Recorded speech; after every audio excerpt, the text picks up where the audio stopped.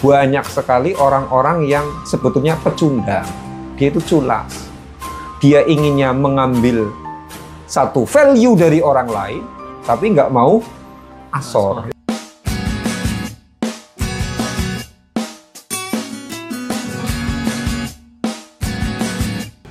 Assalamualaikum warahmatullahi wabarakatuh. Waalaikumsalam warahmatullahi wabarakatuh. Salam jumpa, salam ketemu, salam prosperity. Kita ketemu lagi di channel saya, Muhammad Nurul Badan.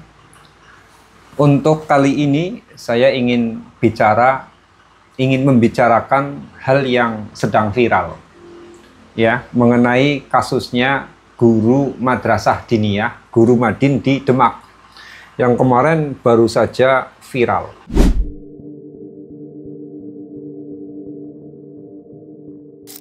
Nah, ini fenomena yang ingin saya bidik itu ketika kita habis mendapatkan sebuah tekanan, kok kemudian rezeki itu dideraskan.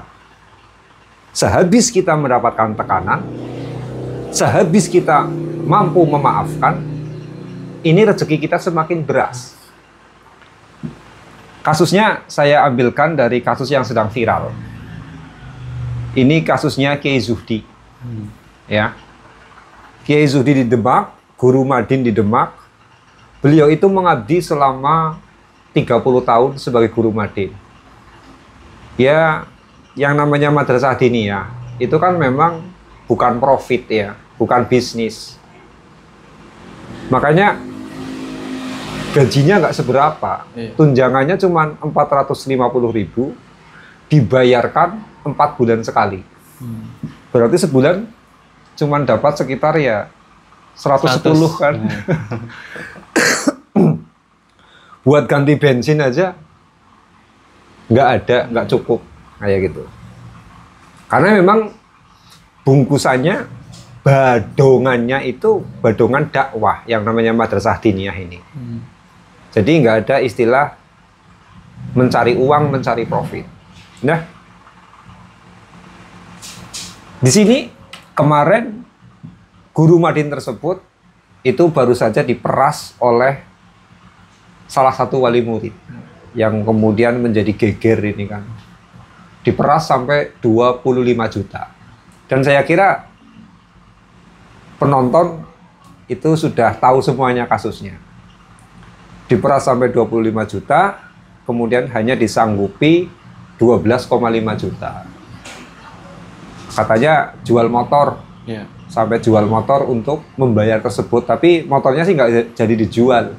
Karena ternyata cukup dibayarkan dengan menggunakan uang hasil panen ditambah bantuan dari berbagai pihak kayak gitu. Nah, kayak gini.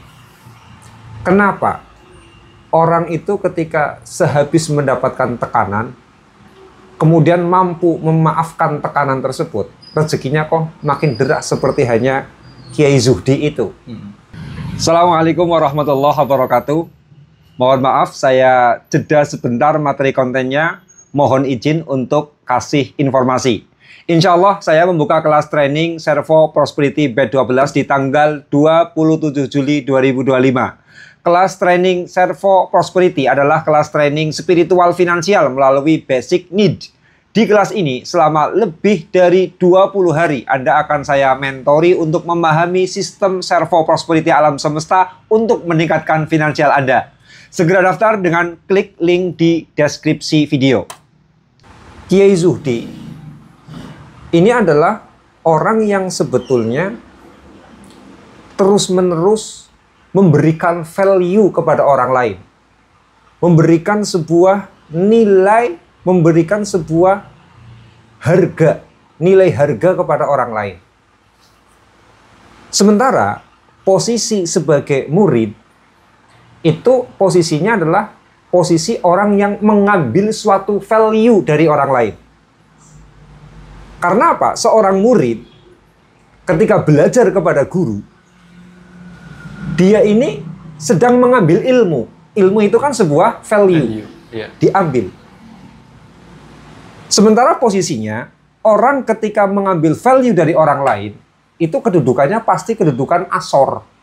Tahu asor ya? Iya. Asor itu harus menghinakan diri, harus merendahkan diri. Itu. Contoh kecil. Ada pedagang. Dia ingin mengambil keuntungan, ingin mengambil uang dari para pembeli melalui sistem keuntungan dagangan itu. Iya. Ya si penjual harus asor kan? Iya. Si penjual itu harus merendahkan dirinya. Disuruh apa saja harus nurut. Ambilin rokok. Ambilin ambilin kopi. Ya si pedagang harus nurut. Bahkan kalau di restoran kan si pembeli mau nyuruh apa saja harus dituruti. Pesan es teh. Iya. Es kelapa muda, kayak gitu kan. Udang goreng. Apa saja harus dituruti, dilayani. Bahkan makanan juga diantar. Sesudah si pembeli itu pergi dari restoran, meja berantakan, dibiarin saja. Jadi pembeli itu bisa seenaknya. Sementara si penjual, karena ada kepentingan mengambil value berupa keuntungan uang, ya dia harus merendah. Kayak gitu. Terus contoh lagi misalkan. Ini pedagang yang ada pertukarannya. Iya. Tapi yang jelas ketika mau mengambil value harus Asor. merendahkan diri, harus asor. Makanya pengemis itu, dia itu hanya ingin mengambil 1.000, 2.000 perak dari orang lain. Dengan jualan belas kasihan, rasa kasihan orang. Dia ingin mengambil 1.000, 2.000 perak. Ya Allah, pengemis kan harus asor banget kan? Iya. Itu. Harus rendah serendah-rendahnya. Pakaiannya dibikin pakaian kumal. Badannya dibikin badan yang kusut. Supaya dikasihani orang. Nanti kalau yang dimintai uang tidak mau ngasih, ya dia cuma bisa apa? Harus lapang dada seluas-luasnya. Gak bisa kemudian ada orang minta ini apa? Ada pengemis minta uang, nggak dikasih, ditolak. Kemudian apa? Awas kamu ya, marah-marah. Dia nggak layak tersinggung. Kenapa si pengemis ini nggak layak tersinggung? Dikarenakan dia itu posisinya sedang mengambil value dari orang lain. Jadi orang ketika mengambil value dari orang lain, asor. Dan itu di semua sistem seperti itu. Kapan kita mengambil value dari orang lain? Entah berupa harta, entah berupa perasaan, entah berupa kedudukan, entah berupa sebuah manfaat apapun, harus asor. Harus merendahkan diri. Ini. Nah, cuma kadang-kadang banyak orang-orang culas. Ya, orang culas, para pecundang itu banyak yang kemudian melakukan manipulasi. Artinya melakukan manipulasi, dia itu mengakal-akal bagaimana agar ketika dia mengambil sesuatu, mengambil satu value dari orang lain, dia nggak asor. Itu ada orang-orang yang manipulatif. Contohnya perampok. Nah, perampok kan mau ngambil harta kita kan? Iya. Tapi kemudian apa? Posisinya harusnya asor. Tapi dia memanipulasi. Dengan apa? Menggunakan kekuatan emosi, kekuatan otot, nodong. Kalau nggak diserahkan, mati kamu. Ini namanya memanipulasi. Dengan menggunakan ototnya, dengan menggunakan rasa teganya itu. Contohnya lagi misalkan pemeras, pemalak itu. Pemalak seperti itu. Mereka itu mengambil value dari orang lain dengan cara apa? Melakukan ancaman. Ini namanya manipulasi. Kayak gitu loh. Tapi nanti kalau si perampoknya atau si pemalaknya ini kemudian dicekal oleh polisi, kemudian diadili, dihukum, ya dia kembali kepada posisi aslinya. Kembali pada keadaan hakikinya, keadaan aslinya, yakni sebagai orang asor. Penjahat sesudah tangannya dirantai ya sudah. Kasihan, kayak gitu loh. Dipukul aja dia itu nggak bisa membalas. Posisinya asor, kayak gitu loh. Nah, maka kemudian banyak sekali orang-orang yang sebetulnya pecundang. Dia itu culas. Dia inginnya mengambil satu value dari orang lain, tapi nggak mau asor. Ya, contohnya para penjahat itu. Itu. Contohnya para penjahat itu. Dan memang mereka dikasih kekuatan kok oleh Allah. Ya. Mereka memang dikasih kekuatan oleh Allah untuk memanipulasi. Sebab dengan kekuatan manipulasi tersebut, hal-hal yang negatif menjadi hidup. Perkara-perkara yang negatif menjadi hidup. Loh, iya, perkara negatif dihidupkan oleh Allah. Karena alam semesta ini, kalau hanya dioperasikan dengan menggunakan aliran positif, mati alam semesta, kiamat. Listrik bisa nyalakan karena ada aliran negatif dan aliran positif. Kalau hanya positif saja, nggak nyala loh. Iya. Kayak gitu.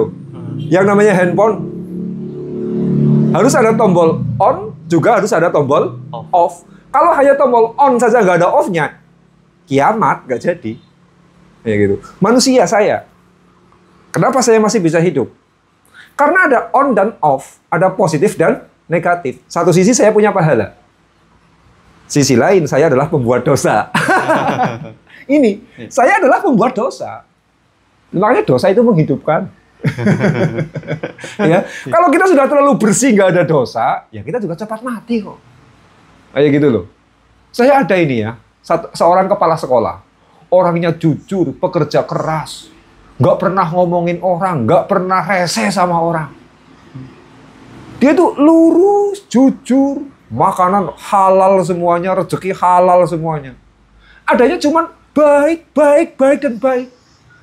Nggak taunya baru diangkat menjadi kepala sekolah 2 tahun, dia meninggal. Padahal usianya baru berapa? 27 tahun. Nah itu orang kurang dosa, mati juga.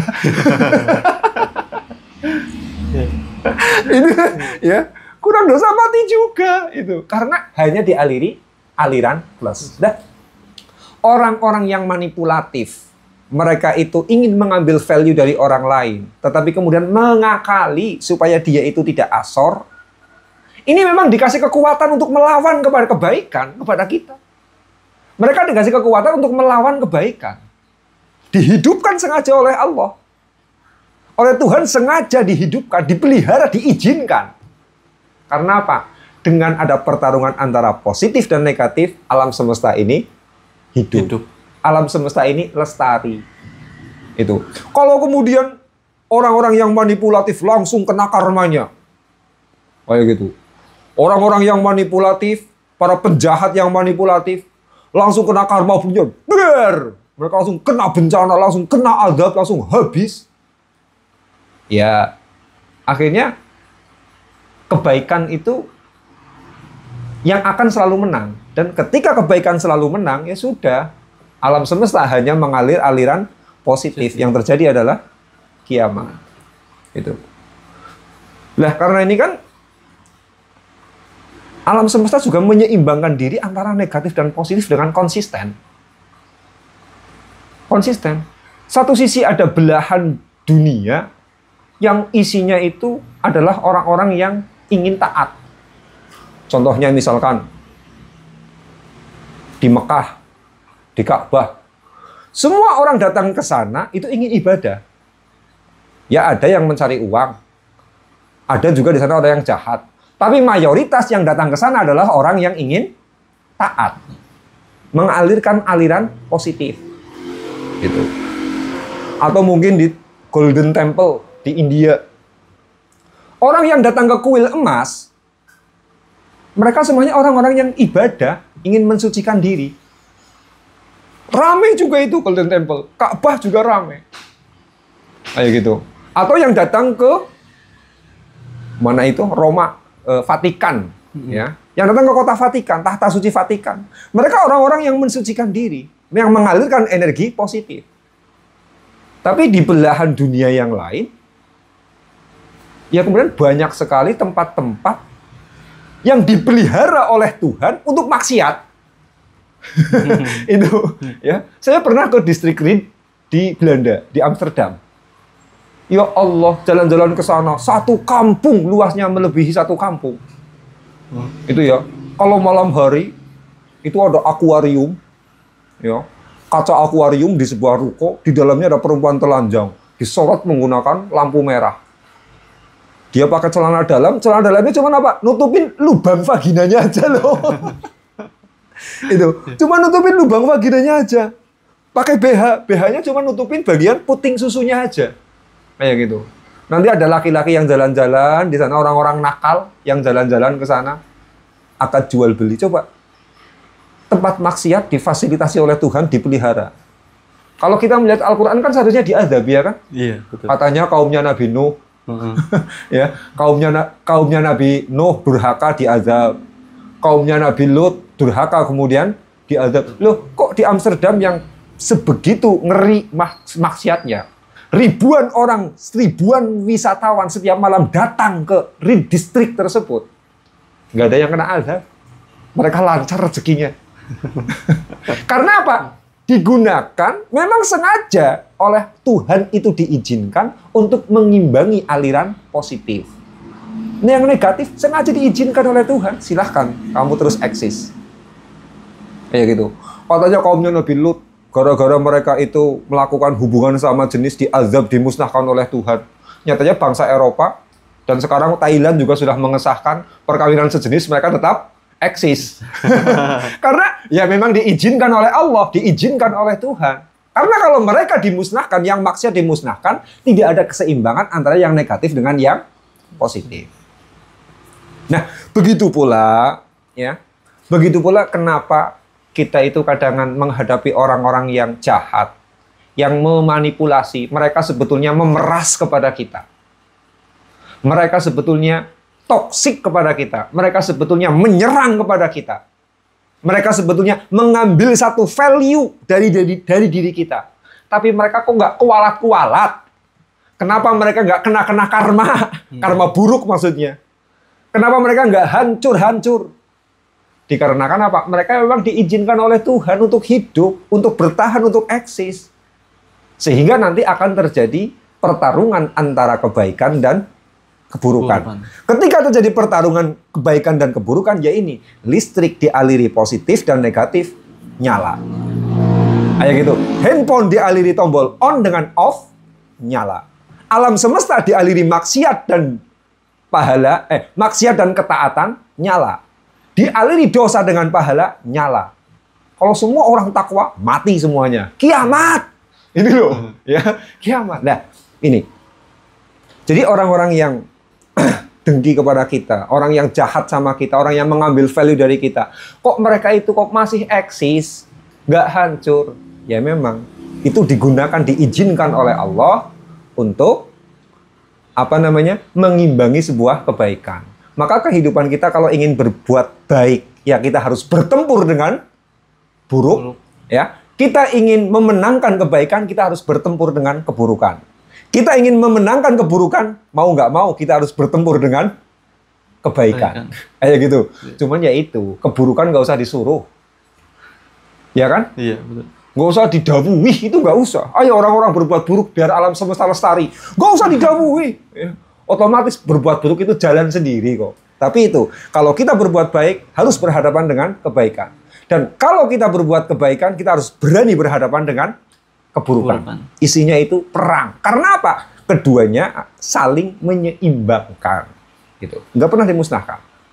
Gitu. Nah ini, kita kembali ke tema.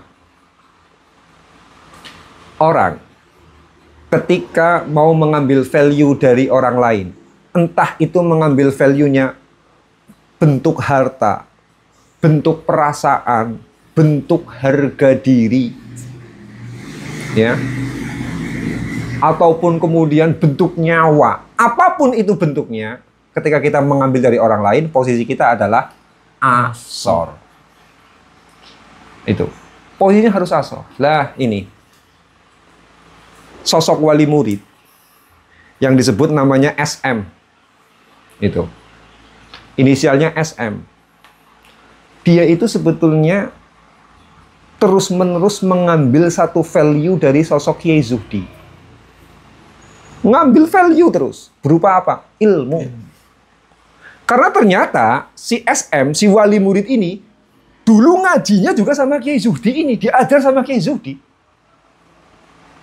dirinya itu. Kemudian dia punya anak, anaknya juga ngaji kepada Kiai Zuhdi. Kan berarti apa? Di sini dia itu sudah ngambil terus. Dirinya ngambil, anaknya juga ngambil. Berarti posisinya sudah sangat asor kan? Iya. Kayak gitu. Sudah sangat asor. Seharusnya supaya nggak begitu asor, seharusnya si SM dengan anaknya ini harusnya memberikan energi balik kepada si guru, kepada Kiai Zuhdinya. Harusnya apa? Ya dia memuliakan kepada si guru, menghormati kepada si guru, memberikan penghargaan kepada si guru. Ini jadinya nggak minus-minus amat, ada energi tambah lah. Nggak cuman dikasih aja, nggak cuman menerima saja. Tapi kemudian ada imbal balik energi sehingga bisa mengangkat energinya si SM dengan si anaknya ini. Kayak gitu loh. Nah ini lah, tapi yang terjadi kebalikannya, dia bukannya terima kasih, ya sekedar terima kasih aja nggak bisa. Malah otaknya berpikir, bagaimana saya mengambil duit, mengambil value yang lain dengan cara memeras, ya, melakukan kriminalisasi kepada guru. Hanya karena ada persoalan, anaknya katanya ditampar. Padahal setelah diselidiki, ya, memang ya anaknya juga lumayan sedang berbuat khilaf, sedang kurang ajar. Loh, karena bayangkan coba, orang lagi ngaji, ada orang ribut-ribut, anak-anak main, jengkel banget loh. Saya sendiri lagi ngajar kok ada rame-rame di luar, ya saya langsung marah kok. Kayak gitu. Pasti saya langsung keluar, langsung marah. Karena ada anak ribut aja sudah bikin jengkel sebagai guru itu. Terganggu ngajarnya. Apalagi kemudian apa? Anaknya si SM ini ya, dia main lempar-lemparan sandal. Ya, lempar-lempar sandal. Kemudian apa? Sandalnya itu menghantam ke kepala guru. Dek! Kayak gitu loh. Sampai pecinya jatuh. Akhirnya si guru keluar. Kiai Zuhdi ini keluar mencari-cari siapa yang tadi ngelempar sandal macam-macam. Sampai dia ngancam, kalau nggak ada yang ngaku nanti semuanya saya sidang di kantor. Karena ketakutan yang dituduh kemudian anaknya si SM. Lah begitu tahu anaknya si SM itu ngelempar sandal, yang lempar sandal, ya wajar lah seorang guru ya kemudian apa nggak boleh tersinggung guru itu. Keluar kemudian plak, nampar.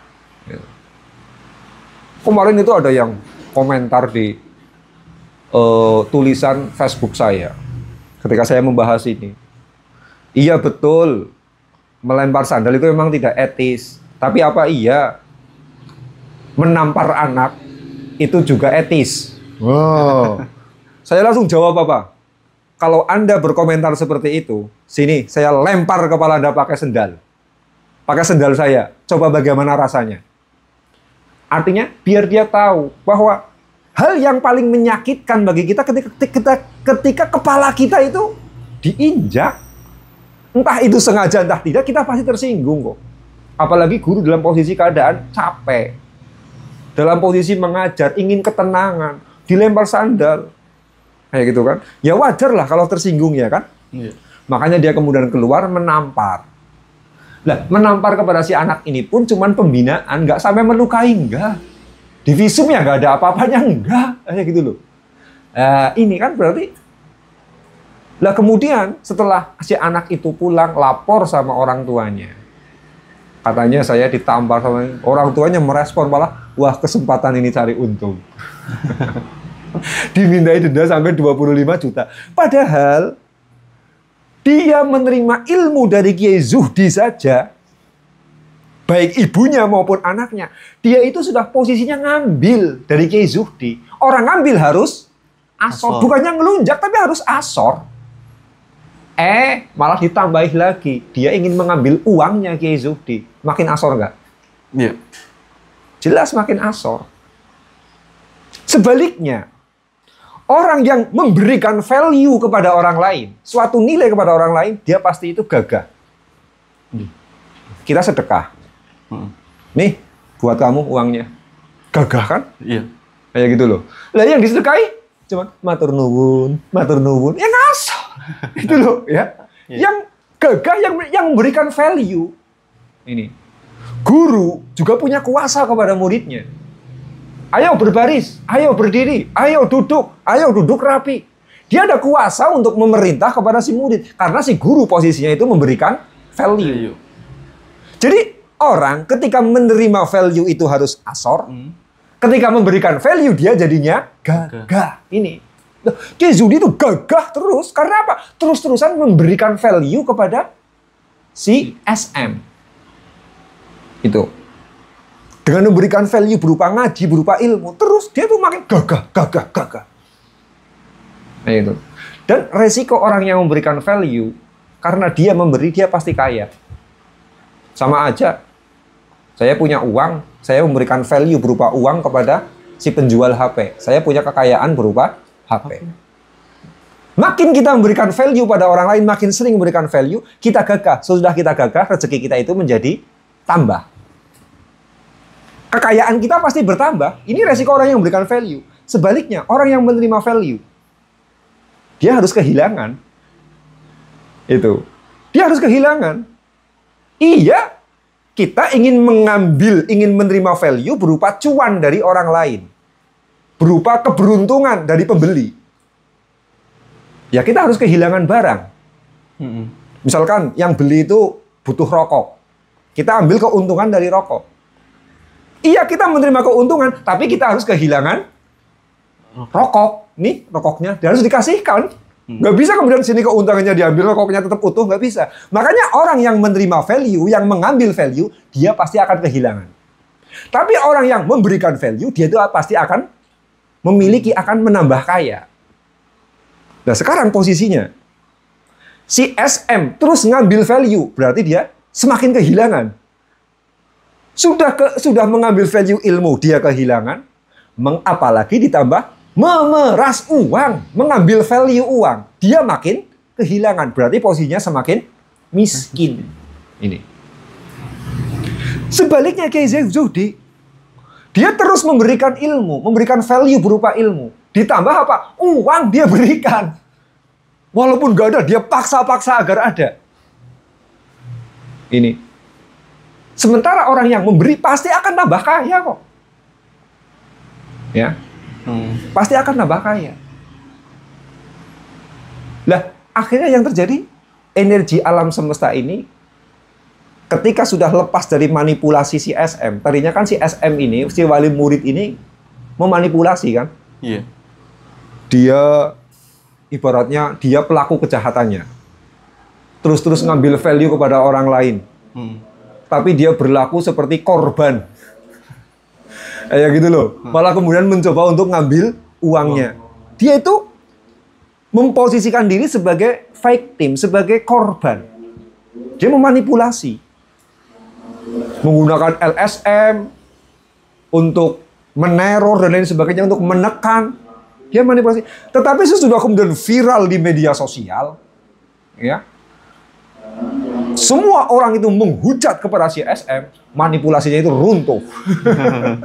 Ya runtuh. Nah, ketika manipulasinya ini runtuh, betul terjadi keadaan pada posisi yang asli, di mana orang yang mengambil value harus asor, orang yang memberikan value itu harus gagah dan semakin kaya. Yang terjadi benar kan? Kiai Zuhdi kemudian rezekinya datang bertubi-tubi.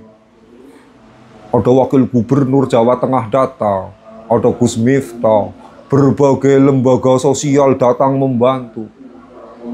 Ada yang ngumrohin macam-macam. Datang kekayaan. Dan sebaliknya, yang mengambil value terjadi pada posisi aslinya. Kembali pada posisi aslinya. Dia asor. Mungkin sekarang si SM ini keluar rumah aja malu. Itu. Ketemu tetangga itu malu karena apa? Ini penjahat aja gitu loh. Ya. Ini penjahat. Itu. Jadi orang yang memberikan value pasti dia akan tambah kaya. Kayak gitu. Nah di sini, maka saya memprediksi Kiai Zuhdi itu mau makin tambah kaya. Si SM ini makin terpuruk. Kenapa saya memprediksi seperti itu? Karena Kiai Zuhdi itu, dia kan sudah memberikan value. Ngajar pertama, selama 30 tahun. Dengan ketulusan, dengan keikhlasan, dengan keistiqomahan. Yang kedua, dia sudah diperas 12,5 juta.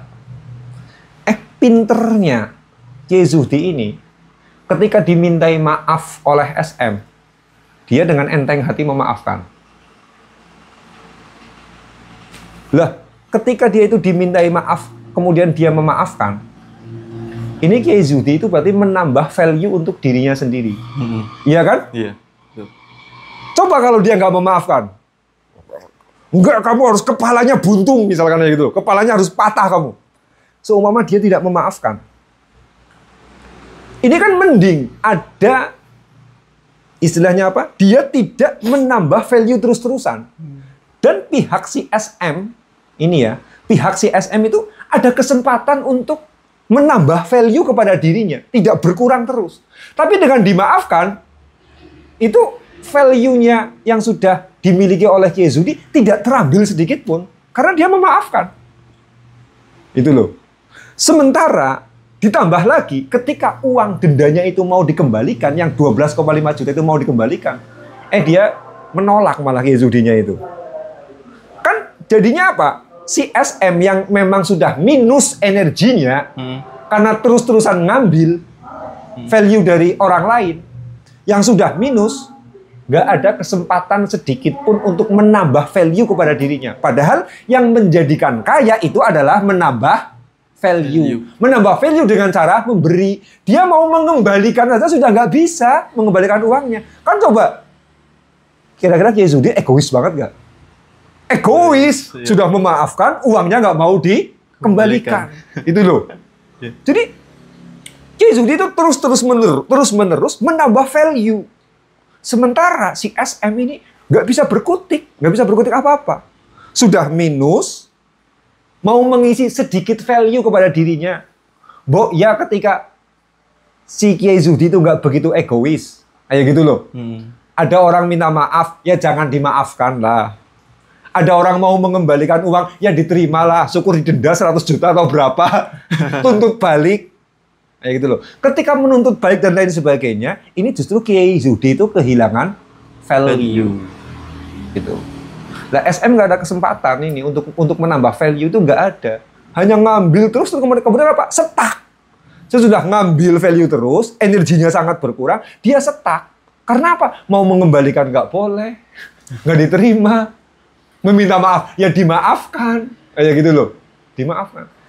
Di sini keuntungannya orang yang memaafkan. Itu. Orang yang memaafkan itu berarti apa? Orang yang semakin menambah value untuk dirinya. Lah iya, ketika ada orang lain memeras kita, ada orang lain menghina kepada kita, ada orang lain menyakiti hati kita, ada orang lain kemudian merampas harta kita, ada orang lain merampas apa? Merampas satu value dari diri kita. Itu kan sebetulnya dia itu sedang mengambil value milik kita. Orang mengambil value pasti posisinya lemah. Posisinya pasti asor. Kayak gitu loh. Lah kita yang memberi pasti kuat. Sama aja seorang pembeli, dia memberikan value berupa uang, dia pasti kuat. Nyuruh apa saja dibolehkan. Kayak gitu loh. Lah kita diambil value-nya oleh orang lain dengan dihina dan sebagainya, kemudian kita memaafkan. Berarti value kita itu semakin kuat. Kenapa value kita itu semakin kuat? Karena apa? Kita sudah diambil harga dirinya, diambil value-nya. Kita sudah makin kaya, ditambah kemudian apa? Kita memberikan maaf kepada orang yang menyakiti kita. Itu. Maka ini orang ketika sesudah memaafkan, rezekinya itu bludak banyak. Masalahnya di sini. Orang yang memaafkan itu adalah orang yang menambah value kepada dirinya. Saat dihina, dia memberi. Memberikan harga dirinya loh. Paham ya? Paham. Itu. Saat kita diinjak, kita memberikan harga diri kita, value kita kepada orang lain. Sementara orang yang menerima value pasti posisinya asor. Itu. Nah, ketika kita itu kemudian mampu memaafkan, mampu berdamai dengan keadaan tersebut, ini value yang kita berikan kepada orang lain makin tambah karena memaafkan itu hal yang sulit loh. Itu. Maka sebab ini orang sehabis memaafkan rezekinya tambah. Amati saja kok Anda semuanya itu. Amati saja. Kalau kita itu habis tertekan, masalah begitu ruwet, ujian begitu ruwet. Kemudian kita itu sudah melupakan dengan ujian, sakitnya ujian tersebut. Sudah lupa lah. Rezekinya tambah. Amati, loh kok saya jadi datang rezekinya ya? Itu. Kemarin saya ada teman. Dia ngasih nafkah dengan baik kepada istrinya. Pokoknya dicukupi semuanya itu istrinya itu keadaannya. Kok malah kemudian apa? Istrinya itu menekan kepada dia. Si istri selingkuh. Kemarin dia datang ke rumah saya, ngomong, saya kok sekarang jualannya jadi laris banget ya. Dia kan jualan mobil. Itu. Mobil bekas itu. Punya, apa namanya, showroom. Gitu. Kok sekarang mobil saya laku keras ya? Oh, gitu. Tiap bulan itu penghasilannya bisa mencapai puluhan juta. Dari jualan mobil itu. Dia ngaku bahwa rezeki saya kok sekarang jadi tambah beludak. Gara-gara disakiti oleh istri dengan perselingkuhan itu. Ya karena apa? Ketika kita itu disakiti oleh orang, itu kita sedang memberikan value. Sementara orang yang menyakiti kita adalah orang yang mengambil value dari diri kita. Kalau orang mengambil, pasti berkurang. Iya. Orang memberikan pasti bertambah. Maka sebab ini kemudian kenapa kehidupan ini sesudah kita itu menerima tekanan, dan kita kemudian bisa memaafkan tekanan tersebut, rezeki kita jadi gede. Saya juga kerap aja gitu kok. Kerap sekali saya itu seperti itu. Ketika fitnah itu datang, saya langsung mikir, ya, tambah ini duit saya. Tambah ini duit saya. Karena perhitungan energinya seperti itu. Ketika kita memberi, ketika kita dihina, ketika kita ditekan, kita sedang memberikan value. Orang memberikan value, pasti dia itu akan bertambah kaya. Nah, ini pentingnya kita itu memaafkan. Tapi biasanya, ya, biasanya rezekinya sesudah kita tertekan kan kemudian rezekinya tambah. Biasanya penggantinya berupa rezeki ini belum akan hadir. Kalau kita belum mampu memaafkan. Tandanya orang memaafkan itu apa? Lupa. Iya. Gitu. Sama aja lah. Kita beli rokok ke warung. Begitu kita melepaskan uang, begitu kita memberikan value berupa uang kepada si pedagang, ini kita akan menerima ganti berupa rokok. Tapi kan syaratnya kita harus ridho melepaskan uangnya kan? Iya. Kayak gitu loh. Kalau kita nggak ridho melepaskan uang, ya terus menyayat terus di hati sini. Rokoknya ya kita terima, tapi kan di hati dongkol. Ketika hati dongkol ya lama-lama jadi penyakit. Kayak gitu. Maka syarat kita itu mendapatkan pengganti dari value yang kita lepaskan, menunggu hati kita ridho, menunggu hati kita ikhlas, menunggu hati kita berdamai. Itu. Dan biasanya sesudah kita tertekan, kita akan menerima ganti. Sesudah kita berdamai. Berdamai itu apa sih? Memaafkan. Makanya alladzina yunfiquna fis sarra'i wad dharra wal kadhiminal ghaidha wal 'afina 'anil nas wallahu yuhibbul muhsinin. Orang-orang yang membelanjakan hartanya dalam keadaan sempit maupun lapang. Wal kadhiminal ghaidha, orang-orang yang sebetulnya sangat sakit hati, sangat tersinggung. Itu. Tapi mereka itu sengaja menahan. Janganlah, jangan balaslah, jangan sabar. Wal kadhiminal ghaidha wal 'afina 'anil nas, dan orang-orang yang mengampuni kepada orang lain. Ini dicatat oleh Allah sebagai orang-orang yang memberikan value kepada orang lain. Itu. Maka kemampuan kita memaafkan itu betul kok menarik rezeki. Nah, sekarang berarti kenapa kita itu sesudah tertekan, rezeki kita biasanya tambah. Masalahnya ini, orang yang tertekan sedang memberikan value, orang yang menekan sedang mengurangi value. Kapan kita menambah value, maka kita makin kaya. Kapan kita mengurangi value, maka kemudian kita akan semakin miskin. Makanya kemudian Kiai Zuhdi, dia rezekinya bludak. Dan saya percaya si SM rezekinya itu macet dia itu.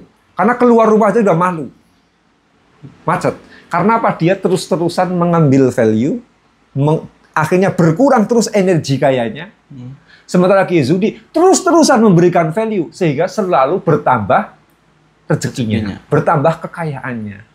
Itu. Maka kita mudah memaafkan, ya. Orang yang mudah memaafkan itu biasanya rezekinya semakin dipermudah oleh Allah. Tapi maaf ya, yang namanya memaafkan itu bukan orang yang tidak tahu harga diri. Kadang-kala ada orang yang ngalahan banget, kelihatannya memaafkan banget. Tapi orang yang nggak sadar dengan harga dirinya. Orang nggak sadar dengan harga dirinya itu apa sih? Ya, orang yang tidak punya emosi. Emosinya itu kecil. Ketika disulut seharusnya dia marah, dia nggak marah. Itu kadang-kala ada orang yang tidak sadar dengan harga dirinya. Cuma neriman, tapi nerimannya itu neriman tidak sadar bahwa dia berharga.